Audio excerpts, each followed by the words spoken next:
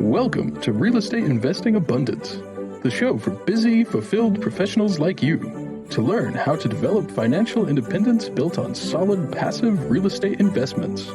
Now, here is your host, Dr. Alan Lomax.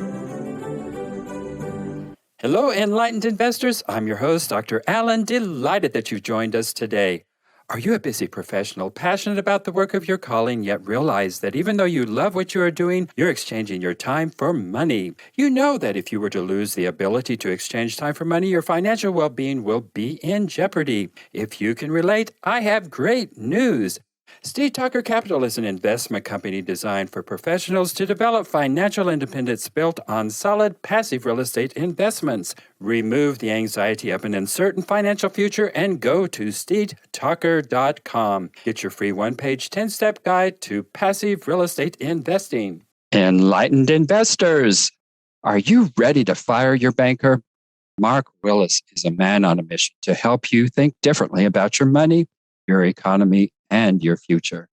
Mark is a certified financial planner, a 3-time #1 best-selling author, and the author of Lake Growth Financial Services. As co-host of the Not Your Average Financial podcast, he shares strategies for investing in real estate, paying for college without going broke, and creating an income in retirement you will not outlive. Mark works with people who want to grow their wealth in ways that are safe and predictable to become your own source of financing and create tax-free income in retirement. Mark, before we get into the nuts and bolts of firing our banker, which I'm sure all of us want to do in this day and age of too big to fail banks, share with us a memorable experience from your formative years that helped you to be the person you are today. Sure. Well, as we were just talking about banking, I guess I'll go there. I was a young boy, maybe 5, 6 years old. I had collected some allowance and some money from different jobs around the house and neighbors' lemonade stands and that sort of thing over my years. Maybe I'd had as much as $50 in a paper bag in my, sock drawer. I guess I was too poor for a piggy bank. And my mom came in and she kind of gave me sort of the lesson, the talk, if you will, on how banks work.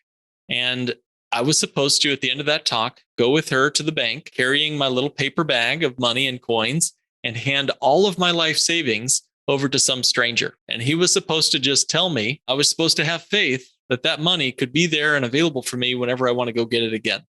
Maybe your audience can relate to this a little bit. Little did I know how, right on my suspicions were with this strange man taking all of my hard-earned money, putting it in something he called a bank account. So I've now come to learn as an adult and as a certified financial planner, banks don't keep your money. There's something called fractional reserve banking, which very clearly allows banks to take the money that Alan deposited yesterday and loan it out to me today. Your money is not in the bank. And in fact, as of 2020, as of the pandemic, the reserve requirements of major banks and even local credit unions has gone down to, are you ready for this? 0%. 0%. I did not know that. I knew it used to be at 10%, but I did not know they dropped that to 0. Yeah. It's a frightening, alarming statistic. And we all lean on something called the FDIC, hoping that they've got the Scrooge McDuck pile of money somewhere to save us if banks do what banks do, which is, take unnecessary risks with our money. But the truth is, FDIC is not a big pile of cash either. They've got less than 1% of all deposits as an insurance policy against all of our bank deposits. So where do they go? Where does FDIC go if more than 1% of banks fail? They go to you and me, right? The depositors of those same banks, right? Us also, that's where they go. So anyway, I'm without putting on any tinfoil hats, my bald head would probably get fried under the sun of one of those anyway. My job is to pull back the curtain of the Wizard of Oz that is the banking industry. And as a certified financial planner, I'll have a sit-down discussion with folks one-on-one in an advisory role and decide for the listeners for themselves, let them decide for themselves what's the best solution for them. And we show options, strategies. We have consultations with our clients, but all of us are in the banking business. We just have to decide how we're going to participate and on which side of the banker's desk we plan to run our life. We'll be right back after a word from our sponsor. Would you ever invest all your money in a single stock? Very unlikely. Yet investors are willing to risk $50,000 to $100,000 in a single property in real estate all the time. Avestor is the world's first customizable real estate investment platform. Investors can build their own custom portfolios selecting investments across multiple asset classes such as single-family homes, multifamily, student housing, self-storage, and shopping centers. You can also invest across multiple markets and different time frames. Avestor also enables other real estate entrepreneurs and syndicators to build and use Avestor's infrastructure and cloud platform to create their own customizable real estate funds. To learn more, visit us at avestorinc.com. Avestor, real estate investing made simple. Well, just briefly, give us the basics here of how we can fire our banker and become our own source of financing. Yeah, banks they just are. There's a great book out there, Alan. David Graeber wrote the book, Debt, the First 5,000 Years. The first 5,000 years of debt.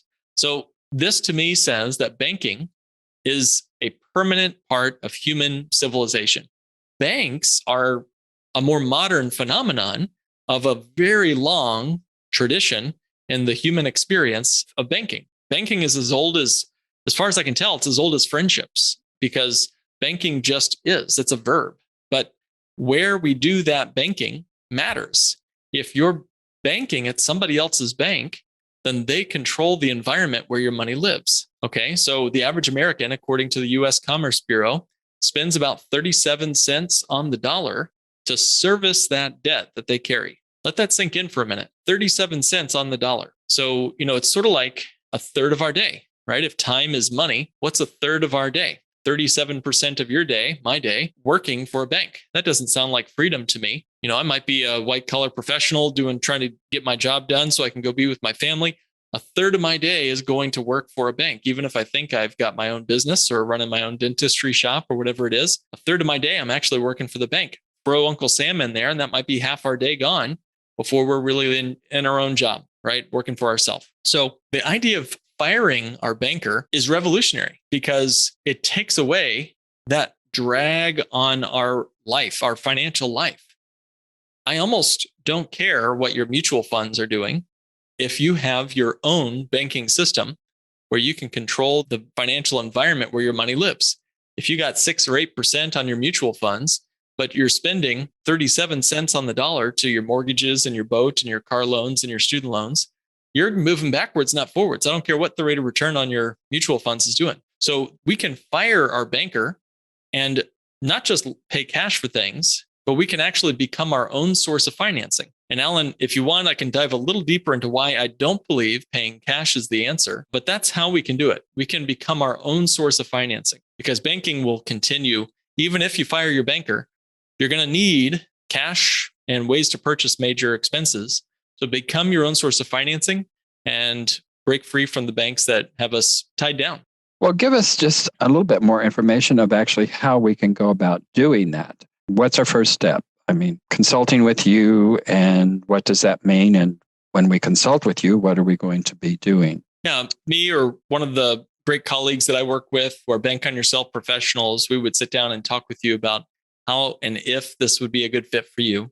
If it is, we would look at tools that allow us to become our own source of financing. It's a great rallying cry to say, fire your banker. Sounds like something we could put on a poster, outside of like a protest sign in front of a bank or something. But we need a tactic, a tool, a literal strategy, and a tool that helps us accomplish that. And Alan, of all of my research, I can't find anything out there in the financial universe that allows me to become my own source of financing as efficiently as a dividend-paying whole life insurance policy, of all things.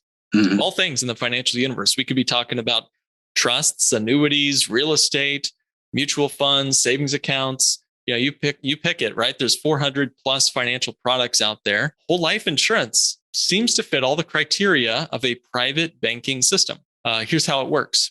When I put money into term insurance, term life insurance, I'm just renting that death benefit for a certain specific period of time, 10 years, 20 years. And then it, expires. With whole life insurance, I don't rent that policy. I own that policy. and all of the cash value, the equity that's inside that policy. Sort of like when I own a house, I build up equity in my house and I own that equity. So whole life insurance has with it something, not just the death benefit, but a living benefit that they call cash value. And that cash value is literally your money. It's your wealth inside the policy. And it grows on a guaranteed schedule every single year for as long as you live.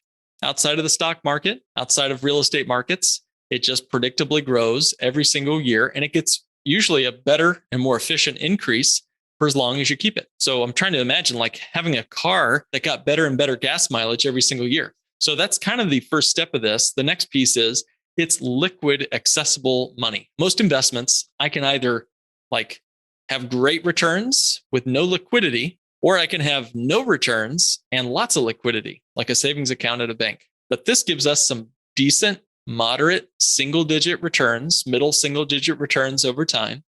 And yet it's very liquid. I can access this money within about a week or so for any reason. And there's, unlike checkbook IRAs, checkbook 401ks, there's no prohibited transactions with these life insurance policies. I can do anything I want. I can fix up my kitchen or invest in a syndication deal, whatever I choose to do with the money. Okay, so that's the second piece. The last piece, and then I'll be done. Besides it being life insurance, of course, I guess this is the third piece. It is life insurance, so we're going to leave our family more than we could save. That's obvious. So I'll move on to the next and the final thing. It's liquid, it's compounding and guaranteed to grow, but it can be both of those things at the same time. It's like nitro and glycerin. I can have the liquid access to the money. I could borrow some money against this policy. Let's say I've got $100,000 in my policy and I want to borrow out 70,000 to give to a syndication deal. Well, my policy will continue to compound and grow uninterrupted, even though I've accessed the money to give to a syndication. So the policy still does what it's going to do. It keeps on growing as if I hadn't touched the money. And yet I now have that money working in the world, getting me a yield on my investments. To me, that beats paying cash. That beats any other way to make a major purchase. We'll be right back after a word from our sponsor. As an industry-leading, relationship-focused, design-build construction firm, Mosaic Construction has worked in many different asset classes from multifamily to retail, medical, industrial, and commercial. Mosaic Construction works to execute interior and exterior renovations with their team of trades and project managers. Their experience with value-add improvements has resulted in increased ROI and long-term value of the assets. They work nationally in partnership with local trades to deliver thoughtful, problem-solving construction management solutions to all their clients. For a personal, no-obligation consultation, call Ira Singer, 773-491-3145. or email Ira at mosaicconstruction.net. You can also find Ira on LinkedIn. So let me get this straight. So it's when you take out that $70,000, it is not compounding on the $30,000 you've left in there. It's compounding on the full $100,000 that you initially started out with. That's correct. Yeah. So that's quite the deal. And it's, from my understanding, I mean, this is new to me. I mean, I've certainly heard of life insurance policies, and I've probably even heard the term whole term life, but I never realized the advantages to a whole life policy until just recently.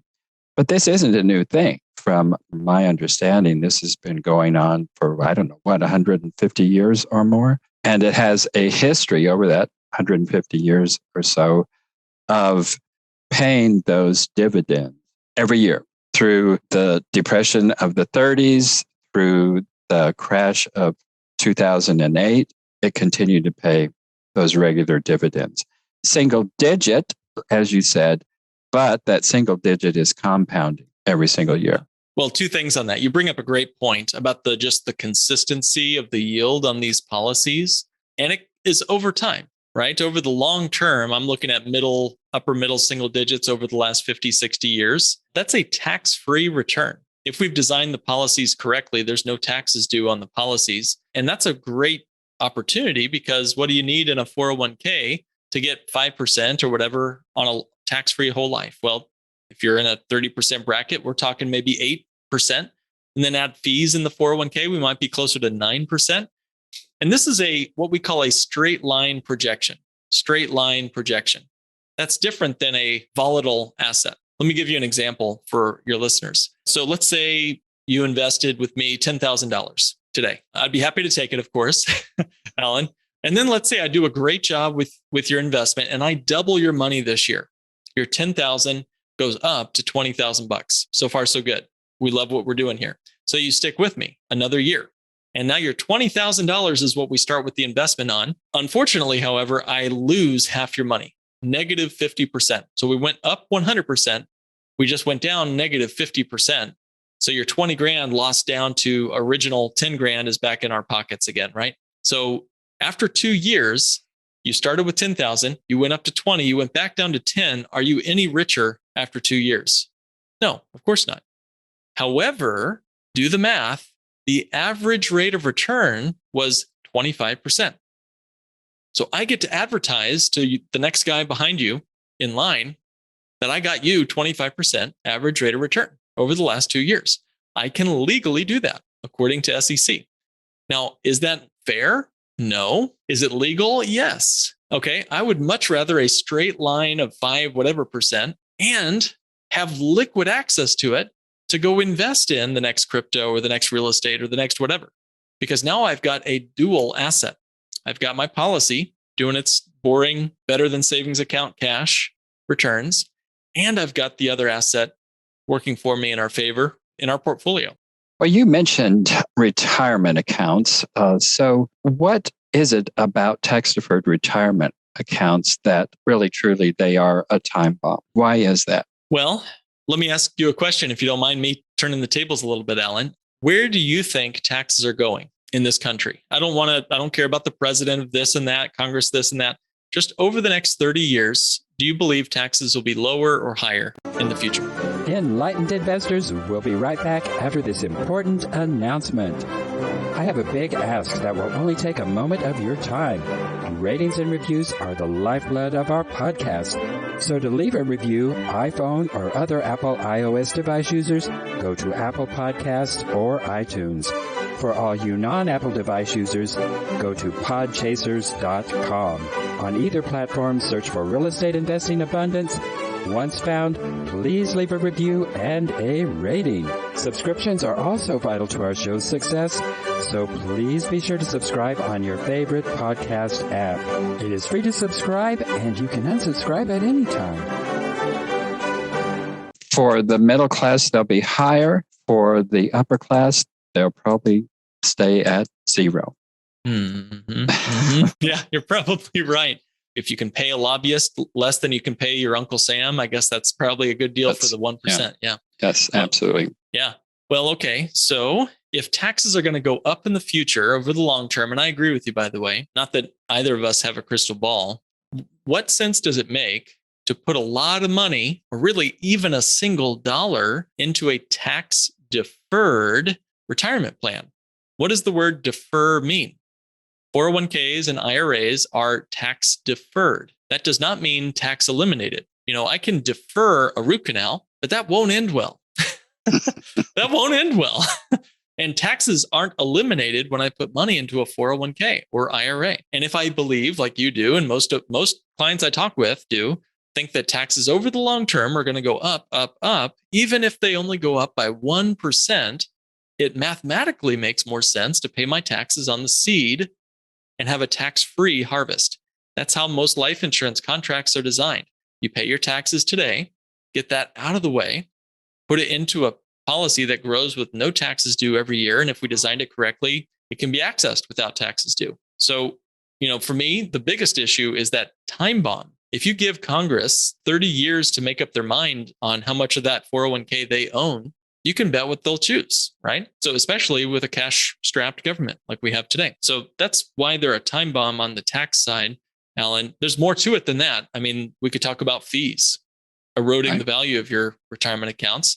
They're another hand in the pot of your money. True. And Roth IRAs and 401ks are not deferred taxes, but there are fees and there's a lot of limitations. First of all, you can't access that money until you're 56 without significant penalties. So even with the Roth, there's issues with that. And with your whole life, you can access your money today. You don't have to wait until you're 56 years old to access that money. So just real briefly, in terms of investing in the stock market, what is really the rate of return on stocks. Yeah. Well, this might blow the minds of your listeners, but I challenge you guys to keep an open mind for a minute and look this up. If this doesn't sound right to you, don't take my word for it. Look this up, and I'll tell you where to find it in just a minute. So, Alan, I'm gonna once again, I'm gonna play a little game here with you, and you can, if you're way off, you feel free to edit this out if it's not your game, whatever. But but what do you think? What's your best guess? And maybe what do you think the average man on the street would guess? What do you think the average man on the street would guess was the average return of the stock market if you were 100% in on equities, so no bonds, just stocks, for the last 30 years? Like if you did, before taxes and all that out of the way, what's just the real return of real investors over the last 30 years, all in on stocks? What do you think? I would figure they would probably be pretty satisfied. These are people who are investing in the stock market. That's not the average person on the street. But the person investing in the stock market would probably be satisfied with 4 to 5% return, I would suspect. And you're probably right. Most people I ask, hey, what amount of return would you have to accept to endure the ups and downs and madness that we've seen these last 30 years? And they'll tell me 6, 7, 8% is what they'd have to get to be able to put up with those sleepless nights and the volatility and the madness of what we've seen. And we've been on a tear these last 10 years, the market, which is incredible. We've had a few major downturns as well, but I'm including the 1990s through now. And the real return of equity investors who are all in on the stock market is 3.8%.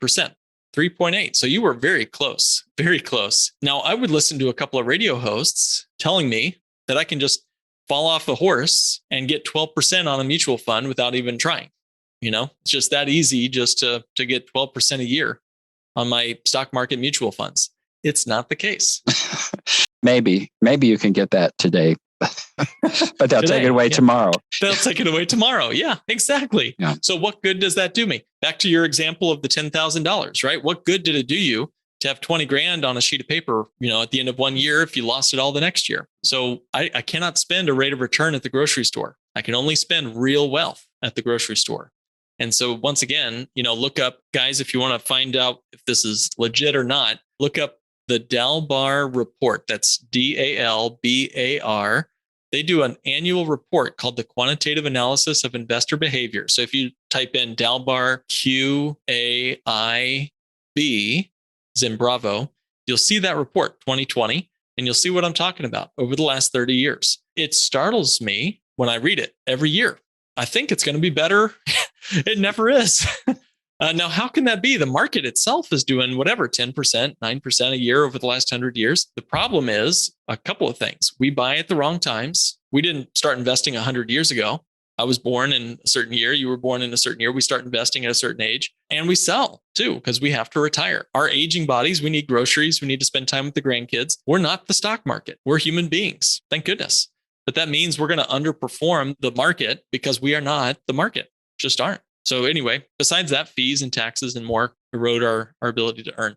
So is it worth 3.8%? Is it worth it? I would much rather a predictable, steady line projection in a whole life insurance policy than to have to fiddle with and stress over CNN every day. Yeah, I'm with you on that. And there is so much more to this whole life policy than what we can cover in 20, 25 minutes. And I know viewers and listeners, you want to know more about this. So, Mark, how can they get in touch with you to learn more about it? Yeah, folks want to connect and learn more about this strategy and see if it could work alongside the real estate portfolio and the opportunities that Alan mentions. You can go to two places. I'm going to commit the cardinal sin of giving audience one thing to do at the end. I'm going to give you two places. I'm sorry about that. First is finassetprotection.com. That's FIN, assetprotection.com. You can go and sign up there to connect with one of our best colleagues. His name is Sari Ibrahim. He's absolutely brilliant at this strategy, knows more about it than I do. Or you're able to connect with me if you'd like to speak and learn more about this strategy. You can go to BIT, that's Bravo India Tango, bit.ly/BOY real estate. So that's bit.ly/BOY real estate. And if you connect there, we'll be able to show you our podcast, our YouTube channel, connect with us on over a 15-minute phone call and see if this strategy makes sense and answer any questions you have. So that's bit.ly/BOY real estate. So viewers and listeners, reach out. It's a great way to go. And it's how the wealthy make money sleeping. So do it yourselves. Well, Mark, share with us one of the most difficult setbacks you've ever experienced in your life, and how did you come through that time, and what did you learn from it? Well, boy, I think it's probably too long for us to recount all the setbacks. It's not how many times you get knocked down, it's how many times you get back up again. I'll mention one. It was a great opportunity to go to college, and it was 15 plus 20, almost 20 years ago that I did it. Now, I guess 20 years this year. But I'm surprised at how much the cost of college has gone up. But I did. I went into debt, major debt, to get that college education. Glad I did. Met the love of my life. Met many wonderful friends. Had a great, education and critical thinking skills, which I think is necessary today. But boy, I also met another woman. Her name was Sally Mae, and she hung out with me for many years after I graduated college. And Sally Mae wanted money out of my pocket every single month. So, it was a blessing and a curse. And I would say, guys, think creatively about what you want your children to do for their future. Do you want them to have to go through that just to get a critical thinking skill education? Maybe so. I don't have an answer. And we have some strategies. By the way, if I could do it all over again, and if my parents had set something up, maybe I'll set up for my kids. We've got policies that you can actually use to help you send your kids to school, where you can pay for their tuition without going broke or sacrificing your retirement.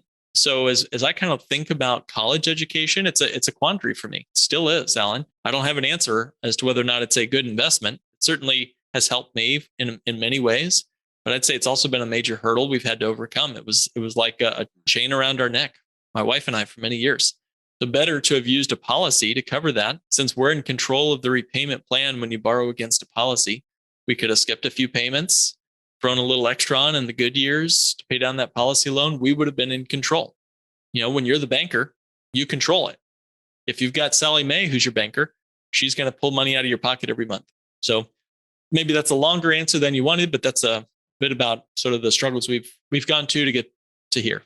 Well, Aunt Sally Mae used to have some good relationships prior to the 1990s. She had some good relationships with students. Since that time, Aunt Sally has turned into the Wicked Witch of the West, and she has a relationship with, I don't know, 3 million or so former students, and she controls about $3 trillion of the economy. So, wow. Well, and I heard the other day that student loans are the federal government's greatest asset. Their number one asset, student debt.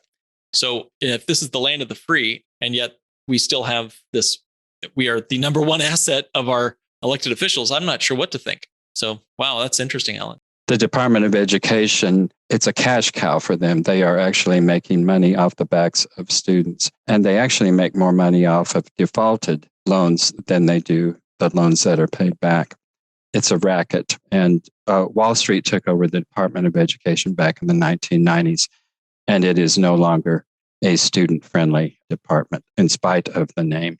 Banks are not going anywhere. That's why they're the biggest buildings in town. They've got the best lobbies. And there's a reason why when you open up your bank account or get a loan from them, they'll hand you a dum-dum when you walk out the door. There's a reason they give you lollipop dum-dums as you walk out the door. So again, banks are permanent. Banking is as old as the pyramids. So the question is, who's going to be your banker? Well, Mark, it has just been a delight having you back on the show today. And I know that our viewers and listeners have gained a lot from this. You have a lot to offer them. So thanks for being on the show. Thank you. Thank you for tuning in to Real Estate Investing Abundance, brought to you by Steed Talker Capital, a company working for passionate professionals like you to develop financial independence built on solid, passive real estate investments. As part of our efforts to make the world a better place, Steed Talker Capital contributes to activities and organizations committed to better understand the equine. These endeavors attempt to enhance the human treatment of horses worldwide. Steed Talker Capital, working for a world where all creatures, great and small, flourish abundantly. For resources to develop your financial independence, connect with us at steedtalker.com.